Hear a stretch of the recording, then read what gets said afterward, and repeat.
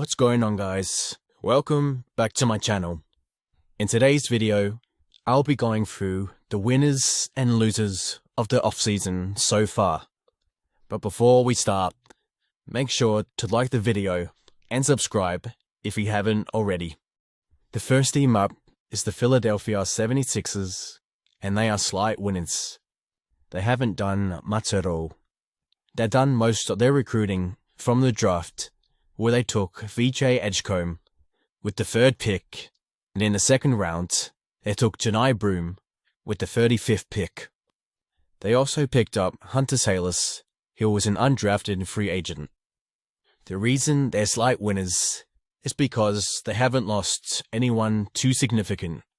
They haven't signed anyone too major either.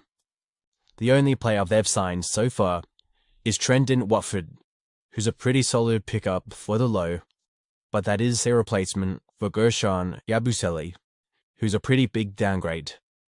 That's the reason they aren't fully winners, but their draft was great.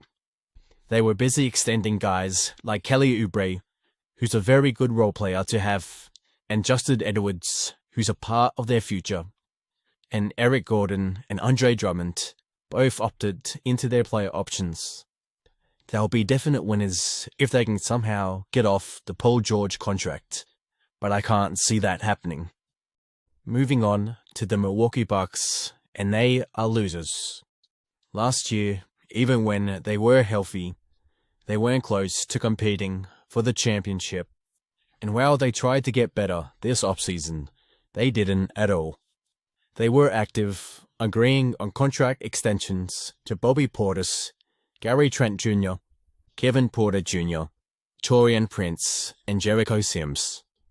This whole offseason has been trying to get better, so Giannis doesn't request the trade to help him win another championship, and I just don't think they've done that. The only draft pick they had was the 47th pick, where they took a 19-year-old project instead of an older guy to help them win. Now, I don't mind what they did in free agency, bringing in Miles Turner, who's a better and younger version of Brook Lopez, who they lost to the Clippers, and Cole Anthony, who was bought out by the Grizzlies. And they also brought in Gary Harris, who can be an elite shooter next to Giannis.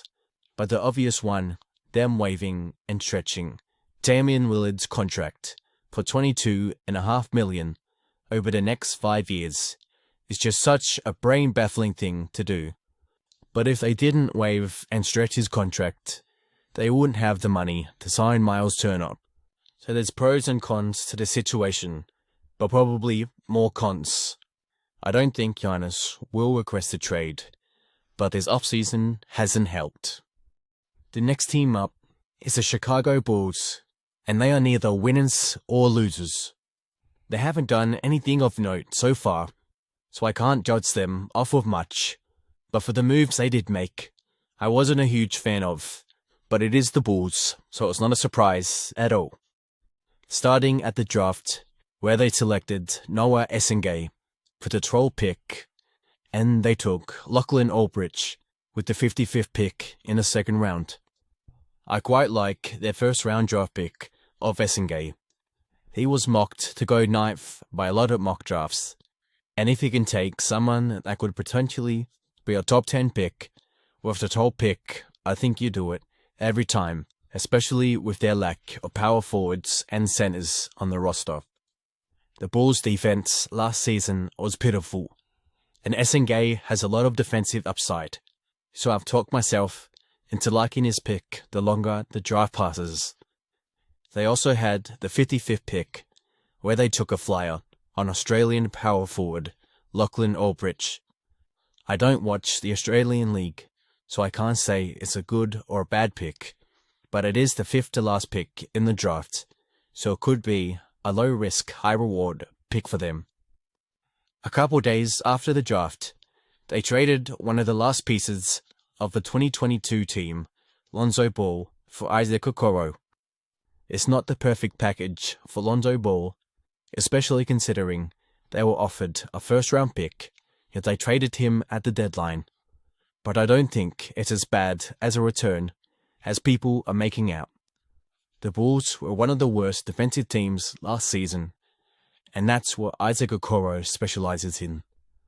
Okoro is only 24 years old and has improved his three-point shot every season of his career. This season, he shot 37% from three in 55 games, and he started out the season as a very good three-point shooter before he got injured. In the month of December, he shot 62% from three. While it was a small sample size, he does have the ability to hit his shots from beyond the arc. They did also re-sign Trey Jones to a 3-year, $24 million deal. I don't love giving $8 million to a guy that's more than likely going to be a backup, especially when Josh Giddey is asking for a lot of money. But if the contract doesn't age the best, they can always trade him at the deadline or even before that.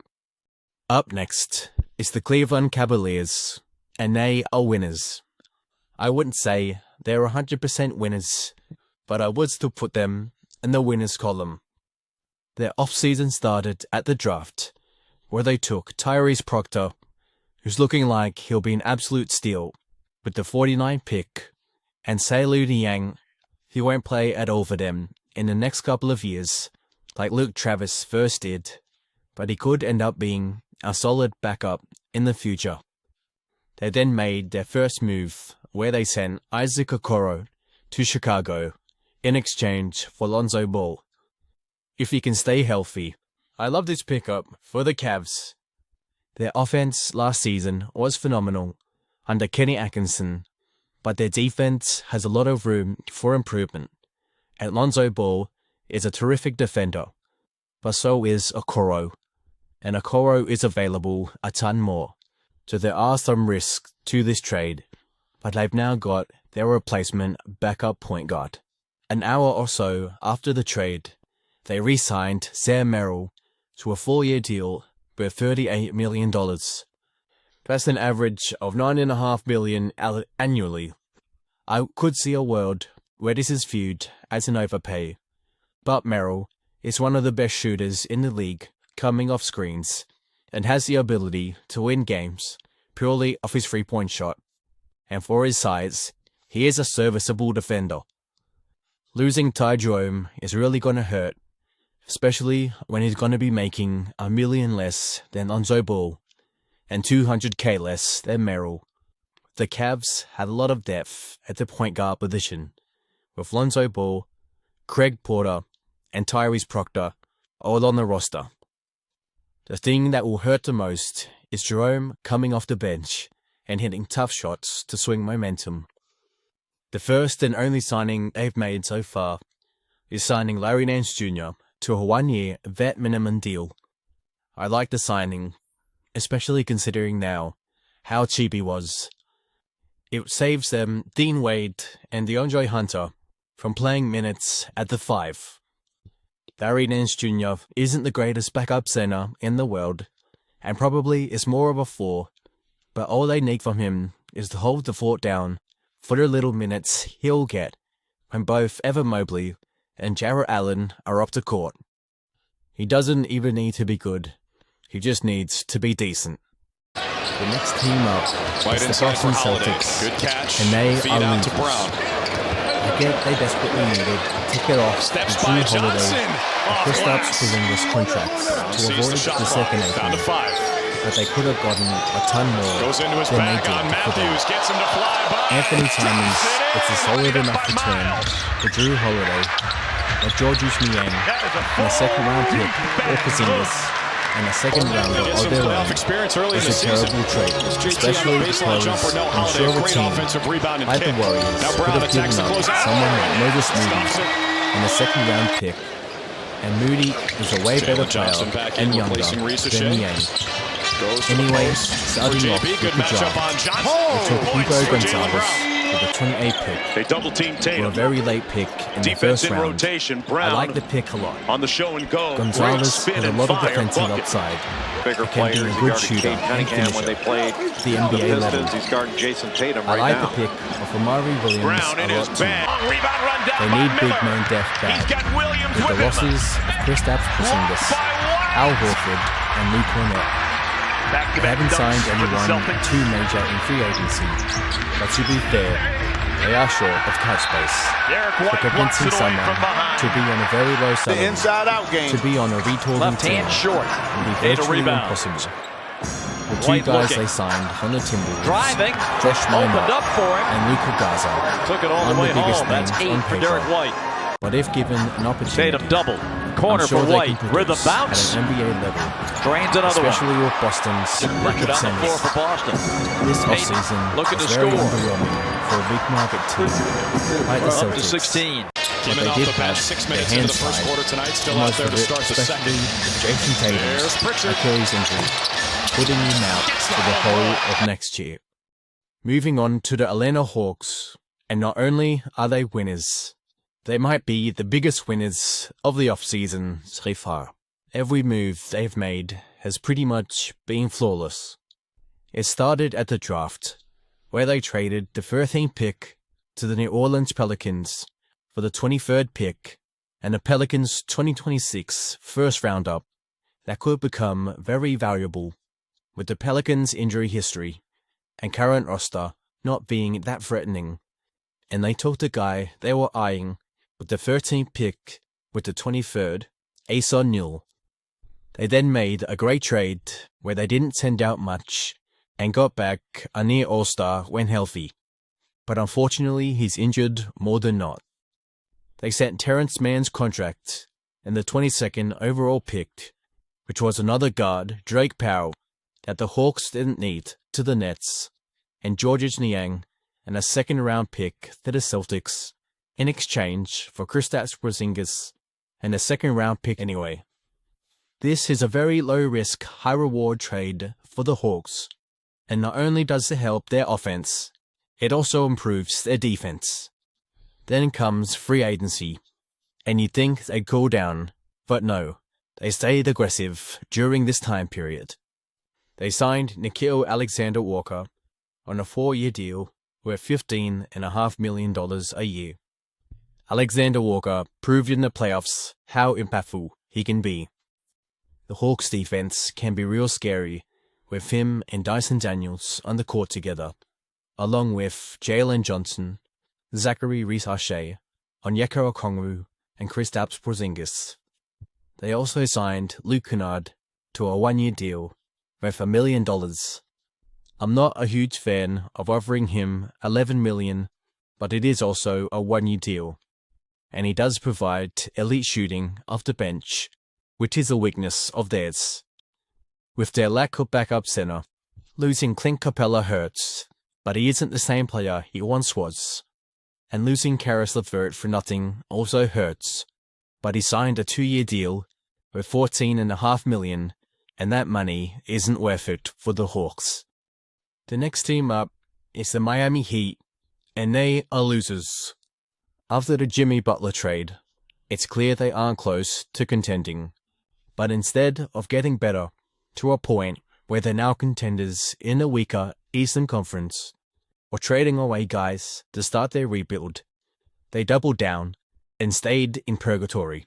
At the draft, they selected Kasparis Jakujonas with the 20th pick, who looked pretty good in the Vegas Summer League after a terrible start to his pro career at the California Classic. The turnovers have still been a pretty big issue for him, but everything else is seeming to come together nicely. The only signing they made during the free agency period was offering a 2-year, $24 million deal to Javion Mitchell. I love this extension for the Heat. Javion Mitchell's defense was phenomenal last season with the half year he had at the Heat, and in the playoffs, even though they got swept by the Cleveland Cavaliers, his offense started to come together. That wasn't the only move they made. They were part of a sign and trade where they got Simone Fontecchio for Duncan Robinson. I like this move for the Heat. Robinson isn't the biggest threat from anywhere beyond the 3-point line, and his 3-point shot is very inconsistent. And they get a guy that can score from all 3 levels, but he did struggle last season in Detroit. And their main move of the offseason was sending out 2 salary fillers, Kevin Love and Kyle Anderson, to Utah in exchange for Norman Powell from the Clippers. I'm a big fan of this trade for the Heat. Powell should improve their offense drastically, and now they won't rely solely on Tyler Hero and Bam to score a majority of their points. But when it comes to their overall offseason, I don't think they picked the direction they want to go in. Up next is the Charlotte Hornets, and for once, they're finally winners this offseason.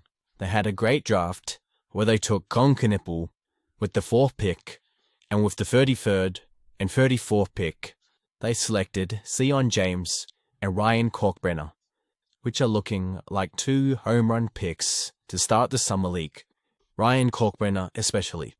Also during the draft, they finally traded Mark Williams, this time to the Suns, for 2 first-round picks. One was a 29 pick, which turned out to be Liam McNeely, and the second in 2029. Moving on to before free agency, they traded Yusuf Nurkic for Colin Sexton and a second-round pick in 2030. This trade was sensational for the Hornets. Not only did they get a way better player, they also got draft capital in return. It may not be a whole bunch of picks, but we've seen how much second-rounders are worth in today's day and age.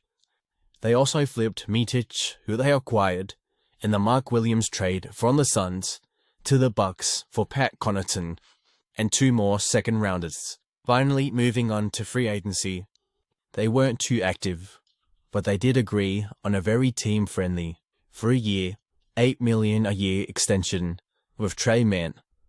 They also signed Mason Plumlee and Spencer Dinwiddie on a 1-year vet minimum. They haven't lost anyone in free agency, so that's another reason why they're such big winners.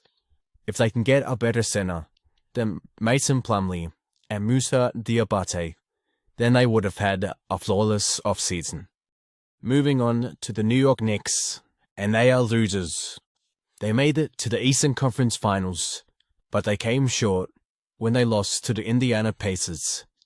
Even if they got past the Pacers, they probably would have got swept in the finals, so it should have been clear to them that they aren't good enough to win a championship with this currently orchestrated team. Maybe all their struggles came from the coaching of Tibbs, and now that they fired him and brought in a former Coach of the Year, Mike Brown, now they look like the contenders they thought they were at the beginning of last year.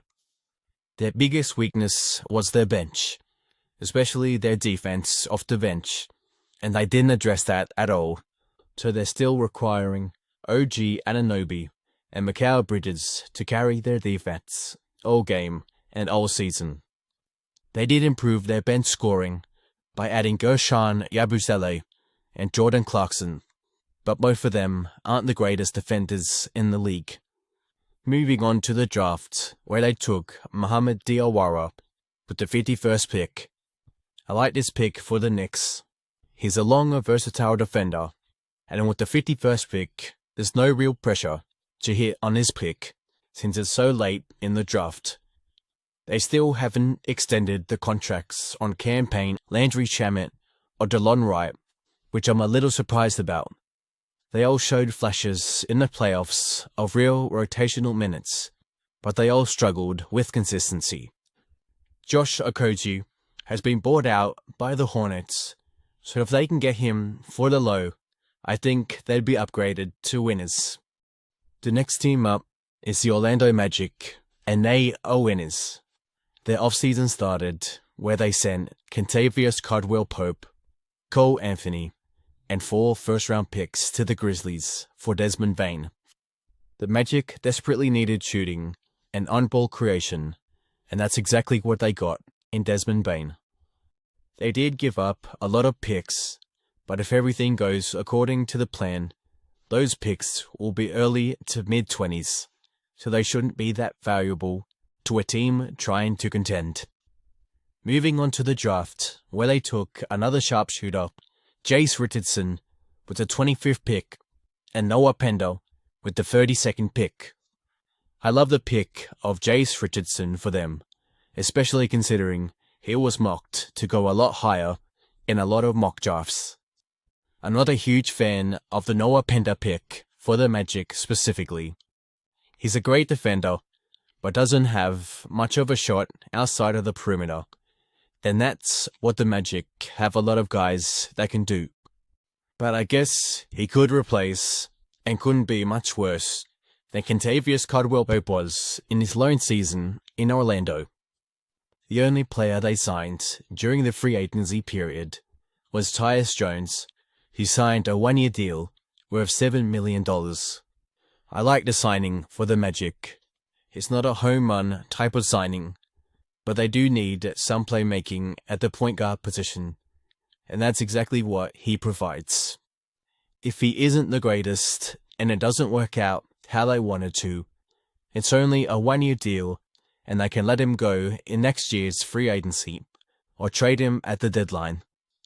They did sign both Mo Wagner and Paolo Banchero to a contract extensions as well, but overall they were aggressive and it worked out. The next team up is the Brooklyn Nets, and they are slight winners off-season. The Nets had a pretty subpar draft where they took 4 guards with 4 of their 5 first-round picks. The first pick was Igor Denham. This pick was a reach, especially considering he could have fallen to the 19th pick, which they had. I do like his playstyle. He's a good ball handler and a good passer with a 3-point shot that isn't polished right now, but he can develop it over time, especially on the Nets. With the 19th pick, they picked another point guard who's also known for the same thing as Denham in Nolan Traore. If we're going to pick someone who plays the same position, I would have felt more comfortable if they excelled at different parts, but both of them are shifty point guards that are playmakers. They were a part of the Kristaps Porzingis trade, where they took on a bad contract, Terrence Mann, and a first-round pick, which was the 22nd pick, where they took yet another guard, Drake Powell. Powell is a guard/forward that excels at his defense, finishing around the rim, and his spot-up 3-point shot. I like this pick a lot. The Nets need some defenders, and his developing 3-point shot is a bonus. With the 26th pick, they took yet another point guard that needs the ball in his hands to be the most effective. If they took just 2 guys like that, it wouldn't be that bad. But the fact they took 3 guys that are pass-first players that aren't the greatest scorers and average or just below average shooters doesn't make any sense to me. With their last pick, they finally took a big man, Danny Wolf, with the 27th pick. I have mixed opinions on this pick. He isn't a great defender, but he can space the floor, and he has a good passing game, which means they can potentially play him next to Nick Claxton. It is a reach, but it's one of those picks where you could either look like a genius, or it could backfire and make you look like an idiot. They also made a trade with the Nuggets, where they sent them Cam Johnson in exchange for Michael Porter Jr. and a Nuggets 2032 first-round pick. This pick is unprotected, which means it could be extremely valuable. The Nuggets have a pretty old roster, with not a whole bunch of young talent, which means they could be incredibly mediocre in 7 years. Michael Porter Jr. is a decent asset to get back, but the main reason why this trade was good for them was because of the Nuggets pick. Michael Porter Jr. can be a good trade piece for the Nets when the trade deadline comes by. They didn't lose anyone too major, only D'Angelo Russell and Trendon Watford, who they didn't need anyway. They did agree on contract extensions with Zaire Williams and Day'Ron Sharpe. The reason why the Nets are winners is because they took on some bad contracts to get draft capital and added some young pieces to their team. Moving on to the Indiana Pacers, and they are losers. The Pacers offseason has been quite quiet. Their offseason started at the draft, where they didn't have a first-round pick, but they selected Cam Jones with the 38th pick and Taylor Peter with the 54th pick. Cam Jones is a specialist shooter, whether it's on the ball or off it, and Taylor Peter is another three-point shooter and can play a similar role to Max Strus in a couple of years. The biggest thing to happen to them this offseason was the departure of Miles Turner. The reason he left the Pacers was because he didn't believe they were going to be competitive with the injury of Tyrese Halliburton. He also threw some shots at the Pacers in his first press conference with the Bucks on the low ball offer they sent him. Moving on to the moves they did make, they sent a second-round pick and a second-round pick swap to the Memphis Grizzlies for center Jay Huff. Huff isn't close to the player Turner is, but he can be a great backup center, especially in the Pacers organization. They have a history of getting guys like him, like Isaiah Jackson, Thomas Bryant, and Tony Bradley in the last year. In only 11 minutes a game, he averaged 7 points, 2 rebounds, and nearly a block per game last year. They also agreed on contract extensions with Isaiah Jackson, Quentin Jackson, and James Wiseman. This year is a retooling year for them, so I wouldn't say they're exactly winners or losers.